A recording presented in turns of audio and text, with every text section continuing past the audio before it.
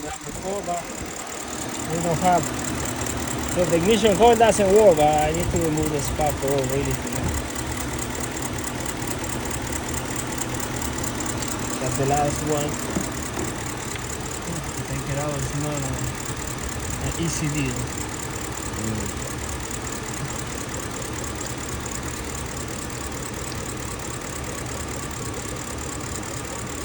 That's not gonna come out like that. Thanks, BMW.